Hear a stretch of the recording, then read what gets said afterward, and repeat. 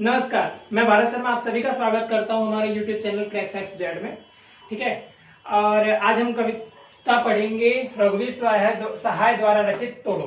ठीक है, तो इसको समझने से पूर्व इसकी पृष्ठभूमि को समझ लिया जाए तो वस्तुतः यहाँ पर कवि ने मन को फोकस करके इस कविता का चयन किया है। ठीक है, इस कविता की रचना की है। और मन को हम जान लें तो मन का सामान्य लक्षण है संकल्प विकल्पात्मकम मन, कि जो हमें संकल्प और विकल्प के बीच में उलझाए रखता है। ठीक है, हम निश्चय किस चीज का करें, इस चीज में हमें उलझाए रखता है। ठीक है, तो वो मन है। ठीक है, जैसे कि अगर हमने इस बार सोचा कि नए साल पे हम इस नए साल से हम पूरे साल सुबह 4 बजे उठकर पढ़ा करेंगे, लेकिन हम लोग मन के सामने कई सारे विकल्प आ जाते हैं कि चल आज सो जाते हैं, आज थोड़ा और सो ले करके। तो ये जो विकल्प है उसमें हम उसको जो संकल्प था उसको तोड़वाने का प्रयास मन करता है। लेकिन हमारे पास बुद्धि जो है वो बुद्धि क्या करती है, निश्चयात्मिक अंतःकरण वृत्ति ही बुद्धि, कि आत्मा के अंतःकरण का जो निश्चय कराती है वह हमें जो वृत्ति है वह बुद्धि है। ठीक है, तो कवि कहता है कि ये जो कविता है वस्तुतः इस मन को आधार बनाकर कवि ने प्रयोग किया, और इसके लिए कवि ने प्रयोग किया है धरती शब्द। ठीक है, तो धरती शब्द व्यंग्य अर्थ के रूप में कवि ने प्रयुक्त किया है। ठीक है, तो कहने का मतलब क्या हुआ, अब कब इसकी पंक्तियों को हम प्रारंभ करते हैं तो कहता है कि तोड़ो तोड़ो तोड़ो ये पत्थर ये चट्टान है। तो कवि कहता है कि ये जो पत्थर और चट्टान है ना, इनको तोड़ दो। तो सामान्य अर्थ पत्थर और चट्टान का यही है कि पत्थर और चट्टान है। लेकिन अगर आप व्यंग्य में जाएंगे, ध्वन्यात्मकता का गुण विद्यमान है क्योंकि कविता में, तो आप ध्वनि की दृष्टि से जब आप इसे देखेंगे तो यहाँ पर ये पत्थर और चट्टान किसी एक अर्थ के लिए नहीं है, इन अर्थों के लिए सामान्य जो अर्थ है इस अर्थ के लिए नहीं है। ठीक है, यहाँ पर कवि का अभिप्राय क्या हुआ कि वस्तुतः जो प्राचीन काल से हमारे देश में, ठीक है, हमारे देश में जो कुरीतियां चलती आ रही हैं, जो आडंबर भरे पड़े हैं, उन सबको तोड़ने की आवश्यकता कवि ने यहाँ पर की है। तो कहने का मतलब क्या है कि प्रतीकात्मक कवि ने इन शब्द का चयन किया है, प्रयोग किया है, और कहता है कि ये झूठे बंधन टूटे। अब कवि कहता है कि ये जो झूठे बंधन है, वस्तुतः ये जो झूठे बंधन है ये क्या है, तो कवि कहता है कि ये जो झूठे बंधन है, ठीक है, ये जो झूठे बंधन है क्या है कि एक परिवार में, आप ध्यान दें बच्चे, कि एक परिवार में कोई भी एक बच्चा, मतलब 4 लोग हैं, और ये 4 लोग हैं आपस में नहीं, मतलब आपस में उनकी बनती नहीं है। ठीक है, कहने के लिए वो माता पिता है और कहने को भाई बहन है, वस्तुतः उनमें आपस में नहीं बनती। और ऐसे एक परिवार आपको नहीं मिलेगा, कई एक परिवार वर्तमान समाज में आपको मिल जाएंगे। तो कहता है कि ये जो झूठे बंधन है ना आपस में, कि तू मेरा है या मैं तेरी हूं, ये केवल दिखावा मात्र जो है, ये झूठे बंधन जो है इन सबको तोड़ दो। ठीक है, और कहता है तब इन सबको जब आप तोड़ देंगे तो धरती को हम जाने, वस्तुतः तब हम मन के विषय में जान लेंगे कि वस्तुतः मन क्या है। ठीक है, अब मन तो हमने सामान्य जान लिया कि मन का सामान्य अर्थ जो हमने देखा कि संकल्प विकल्प में हमें फंसाए रखता है मन, वो तो ठीक है।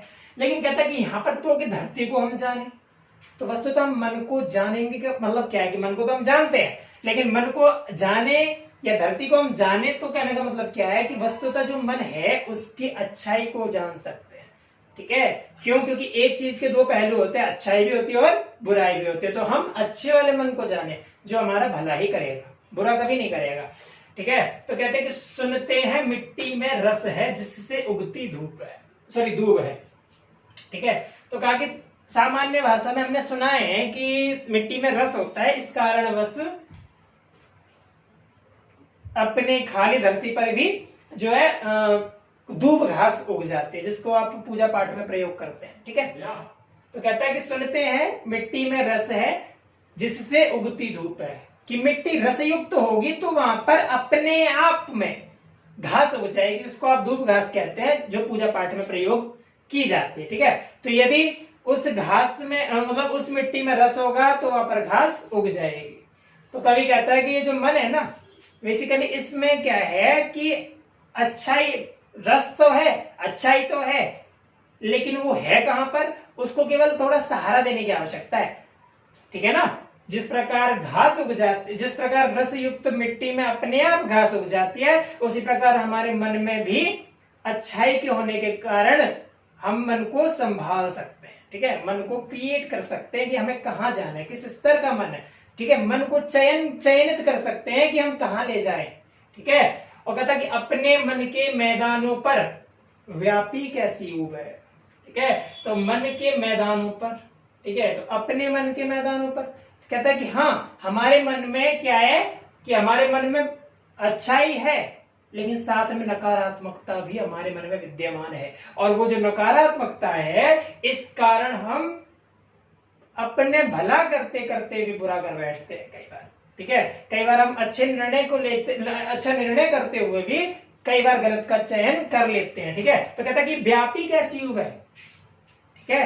तो हमारे मन में क्या है कि जो भी अच्छाई थी है तो, लेकिन उन अच्छाइयों को वस्तुतः हमने दबाया हुआ है। और कैसे कि हम ऊब चुके हैं, अपने मन की बुराइयों को हमने अपने मन की अच्छाइयों पर हावी किया हुआ है। वस्तुतः कवि का यहाँ पर अभिप्राय यह है। और कहता है कि आधे आधे गाने, ठीक है। कहने का मतलब आप यहाँ पर जब गीत गाने दो मुझे पढ़ी थी तो वहां पर गाने शब्द का प्रयोग किया था। तो कवि कहता है कि आधे आधे गाने, कि हम निश्चय तो कर लेते हैं लेकिन उस कार्य को कभी पूर्ण नहीं कर पाते। और यहाँ पर गाने से अभिप्राय, आधे आधे से अभिप्राय है, मैंने आपको बताया था ध्वन्यात्मकता का गुण विद्यमान है, ध्वनि है, व्यंजना शब्द शक्ति है। तो कहता है कि हम कार्य का निश्चय तो कर लेते हैं लेकिन हम उस कार्य को कर नहीं पाते। क्यों? क्योंकि ये मन के कारण है। तो कहता है कि तोड़ो तोड़ो तोड़ो। अब नीचे आता है, कहता है ये ऊसर बंजर तोड़ो, ठीक है। अब कहता है कि जब आप वस्तुतः सामान्य धरती की बात करेंगे तो सामान्य धरती पर क्या होता है कि जब आप ऊसर बंजर धरती पर आप अगर बीज डाल दोगे तो वो कभी नहीं उगेगा, ठीक है। कुटज जैसे कुछ पौधे हैं जो अपने आप उग जाएंगे वस्तुतः, लेकिन उनका कोई प्रयोग नहीं है। उसमें मतलब कुटज जब आप पाठ पढ़ते हो तो वहां पर प्रयोग है, लेकिन वैसे यदि सामान्य दृष्टिकोण से यदि देखेंगे तो वहां पर कोई उसका प्रयोग नहीं होता। तो कहता है कि आधे आधे गाने, उसके बाद कहता है कि तोड़ो तोड़ो तोड़ो ये ऊसर बंजर तोड़ो, कि मन में जो बंजरता है, ठीक है, मन में जो बंजरता आपके भरी हुई है, ठीक है, आपका जो मन है ये ऊसर बंजर है, जिसमें आप कुछ भी डालते हो वो बिल्कुल इस कान से सुना इस कान से निकल गया। आपने ध्यान देना बच्चे कि आपको कई सारे लेक्चर मिल जाते हैं और लेक्चर मिलने के बाद क्या होता है कि सारी की सारी चीजें आपके मन में 4 दिन हमने किया, हाँ भाई बहुत जोश आया हमारे अंदर, उसके बाद जोश सारा समाप्त हो जाता है और वो सारी की सारी चीजें समाप्त हो जाती है। तो मन की जितनी भी भावनाएं थी वे समाप्त हो जाती है। मतलब बुराई हमारे मन में व्याप्त है और व्याप्त बुराई के कारण हम अच्छाई को दबा देते हैं, ठीक है ना। हमने क्या कहा था अभी कि हमने मन की अच्छाइयों को, ठीक है, मतलब मन की अच्छाइयों के ऊपर हमने बुराइयों को हावी बनाया हुआ है। और कहता कि ये चरती परती तोड़ो, ठीक है, ये चरती परती तोड़ो। कवि का मतलब क्या है कि ये जितनी भी कुरीतियां हैं, जितनी भी मन की ये जो जितनी भी बुरी मन स्थिति बेकार है, हमारी मानसिकता जो है, ठीक है, इसको तोड़ डालो, ठीक है। अब चरती परती का मतलब है कि मन को, आप मन की जो मनस्थिति है ना, जब तक आप इसको तोड़ोगे नहीं, इसको निकालोगे नहीं, तब तक आपका जो मन है वो कभी आपका भला नहीं करवा सकता, ठीक है। आप कितने भी दृढ़ निश्चयी हो जाइए, लेकिन अगर आपका मन आपके वश में नहीं है, आप अगर बुद्धि का प्रयोग नहीं करते तो आपको कुछ भी, ठीक है, आपके जीवन में कुछ भी अच्छा कभी नहीं हो सकता। और आप हमेशा कितने भी आप सत्संगति में जाने का प्रयास कर रहे होंगे, लेकिन आपको संगति की ओर अग्रसर स्वयं हो जाएंगे।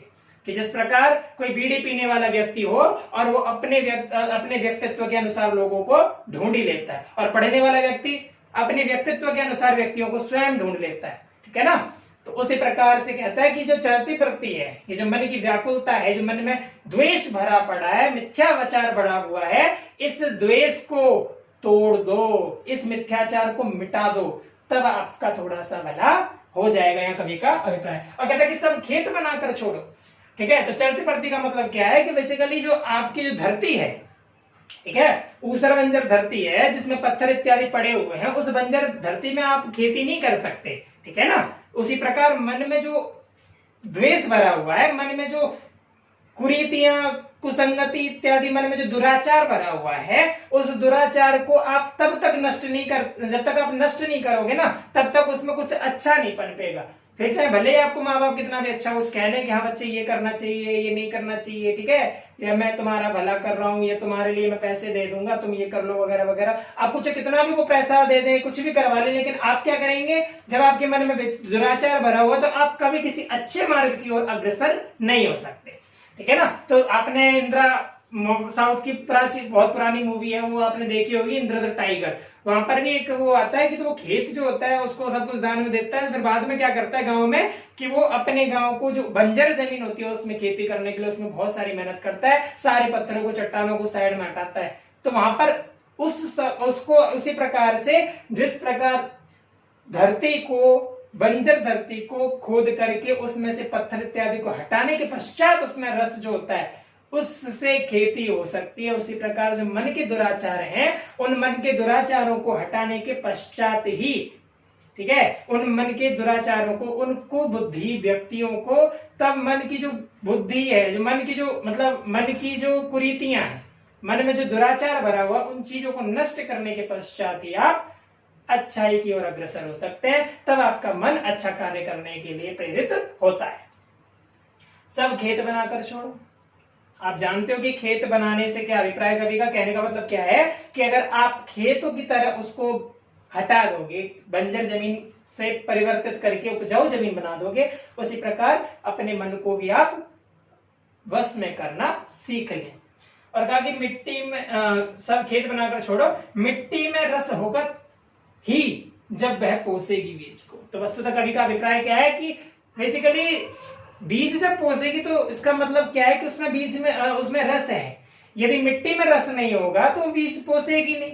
अब यहाँ पर व्यंग्य कहने का मतलब है कि अगर आपके मन में अच्छाई पहले से विद्यमान है, और अगर मन में विद्यमान अच्छाई है, इसका मतलब क्या होगा कि अगर आप थोड़ा सा भी उसको अच्छा सहारा देंगे ना, तो वो जो सहारा, अगर आप केवल उसको आप अच्छाई थोड़ी सी बताओगे तो वो स्वयं उस अच्छाई के रास्ते को पकड़ लेगा।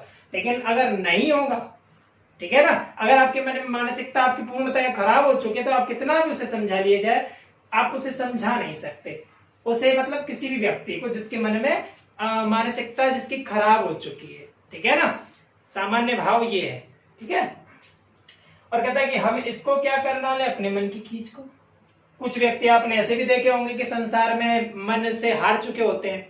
आपने एक निबंध भी बहुत बार लिखा होगी कि मन के हारे हार है, जीते मन के जीते जीते। अभी नरेंद्र मोदी जी ने भी 2-4 दिन पहले बोला था इसको कि मन के हारे हार है और मन के जीते जीत। कुछ आईसीसी का कुछ उन्होंने माइक पर कथन किया था तो उनको बताया था, तो वहां पर भी इस चीज का कथन हमारे प्रधानमंत्री तक उस चीज का कथन कर देते हैं, ठीक है। तो हम भी क्या करें, तो हमें तो सामान्य व्यक्ति हैं, हमें तो क्योंकि मन को यदि वश में नहीं करेंगे तो हमारी तो आपस में लड़ाई होंगी, खूब होंगी। तो हमें तो अपने आप को वश में रखना पड़ेगा। क्यों? क्योंकि हम आम नागरिक हैं, और आम नागरिक यदि मन को वश में नहीं रखेगा और मन के आवेश में आकर कुछ ऐसे कार्यों को कर जाएगा जिसकी वजह से आप पर मुकदमे चलेंगे और आप बर्बाद हो जाएंगे, ठीक है। इसीलिए अपने मन को वश में करना सामान्य व्यक्ति के लिए तो भैया पूर्ण रूप से आवश्यक है, ठीक है। अब कहता है कि हम इसको क्या कर डालें, अपने मन की खींच को। तो जिन अपने मन से ही उब जाते हैं, कई बार वो आत्महत्या करने के लिए तुल जाते हैं, और ऐसे केसेस मैंने, आप खूब क्राइम पेट्रोल आदि देखते होंगे, ठीक है ना। और सामान्य व्यक्तित्व में भी आपको कई सारे ऐसे केसेस अखबार में रोज मिलते हैं कि एक लड़की के प्यार में पागल व्यक्ति ने आत्महत्या की, फांसी की इत्यादि। ऐसी कई सारी घटनाएं आपको रोज सुनने मिलती होंगी। तो वस्तुतः वो सारे, और कई सारे आपको सीरियल किलर मिलते हैं, आपको रोज अखबार में पढ़ते हैं कि सीरियल किलर ने ये किया, सीरियल किलर ने वो किया। वस्तुतः ये होते कौन है कि ये अपने मन को वश में नहीं कर पाते, ठीक है, और मन को अपने ऊपर हावी हो जाने देते हैं और पूर्णतः बुद्धि भी इनकी काम करना बंद कर देती है। उसके बाद ये अपने आप में ही खोने लग जाते हैं, ठीक है। फिर ये अपने पूरा संसार को अपना दुश्मन मानने लग जाते हैं, ठीक है। और कुछ तो हत्या कर देते हैं, कुछ अपने आप को फांसी लगा लेते हैं, या कुछ कर लेते हैं, ठीक है। तो कहने का मतलब क्या है कि ये अपने मन से उब जाते हैं कि मन की जो अच्छाई है ना उनको ये अपने ऊपर दबा, मतलब अच्छाइयों को और मन की बुराइयों के नीचे इस तरह दबाए होते हैं कि अब उनको हटाना मुश्किल नहीं नामुमकिन हो जाता है। तो कवि कहता है कि हम इसको क्या कर डालें, अपने मन की खींच को। तो कभी यहाँ पर फिर पंक्ति में कहता है कि गोड़ो गोड़ो गोड़ो। कोड़े का मतलब क्या हुआ कि बेसिकली आप जब खेती करते हैं तो खेती करने के बाद अगर आप सपाट जमीन पर कभी भी अगर आप बीज डालेंगे तो बीज उगेगा नहीं, बल्कि कोई चीटा या कुछ भी, कोई भी कीट पतंगा उसे खा जाएगा, खत्म कर देगा, नष्ट कर देगा।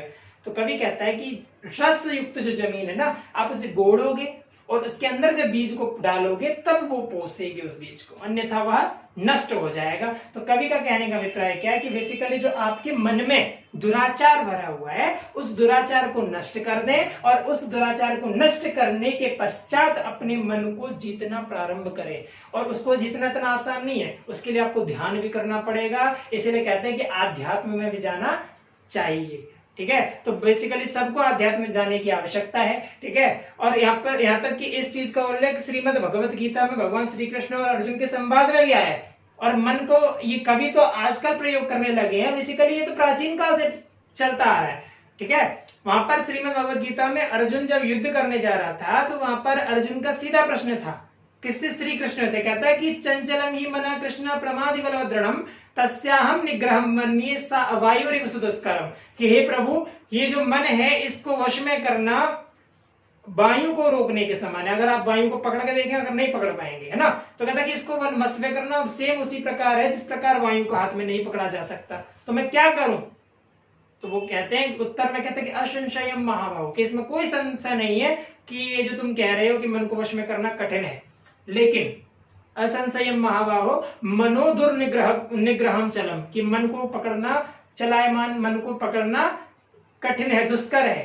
कहते अभ्यासेन तु कौन्तेय वैराग्येन च गृह्यते। कवि कहता है, सॉरी कृष्ण जी कहते हैं, क्या कहते हैं कि मन को वश में किया जा सकता। कहते हैं कि असंशयम महाबाहो मनो दुर्निग्रहम चलम अभ्यासेन तु कौन्तेय, कि हे कुंती पुत्र अर्जुन अभ्यास के द्वारा, वैराग्येन च गृह्यते, कहता वैराग्य के द्वारा इसका ग्रहण किया जा सकता है, इसको रोका जा सकता है। तो वहां पर भी मन के विषय में बात आई है, और मन के ऊपर कई सारी आपको पंक्तियां मिल जाएंगी, संस्कृत साहित्य में तो भरपूर मिलेंगे। तो केवल कवि का अभिप्राय क्या है कि मन को वश में करना। और यहाँ तक कि आप कभी आक्रोश पिक्चर को देखेंगे तो वहां पर भी एक कवि ने गाना गाया है।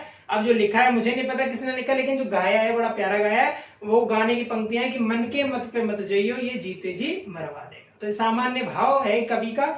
और ये जो मन है वस्तुतः सबकी जड़ है, इसको वश में करना अत्यंत कठिन है। जो व्यक्ति इसको वश में कर पाता है वो जितेंद्रिय कहलाता है और अपने जीवन में उन्नति के पथ पर बढ़ता रहता है। ठीक है, अब यहाँ पर बच्चे तोड़ो तोड़ो तोड़ो में अनुपुनरुक्ति प्रकाश अलंकार है। ठीक है, धरती का प्रतीकात्मक प्रयोग किया है कवि ने। आधे आधे में भी पुनरुक्ति प्रकाश अलंकार है। मन के मैदानों का में अनुप्रास अलंकार है। ठीक है, ऊसर वंजर में मैत्रेयी पद है, ये दोनों एक दूसरे से मिलते जुलते हैं। चरती परती भी मैत्री पद है दोनों। ठीक है, क्या कर में अनुप्रास अलंकार, घोड़ो घोड़ो में पुनरुक्ति प्रकाश अलंकार है। ठीक है, और पत्थर चट्टानों का भी कवि ने प्रतीकात्मक प्रयोग किया है। धन्यवाद।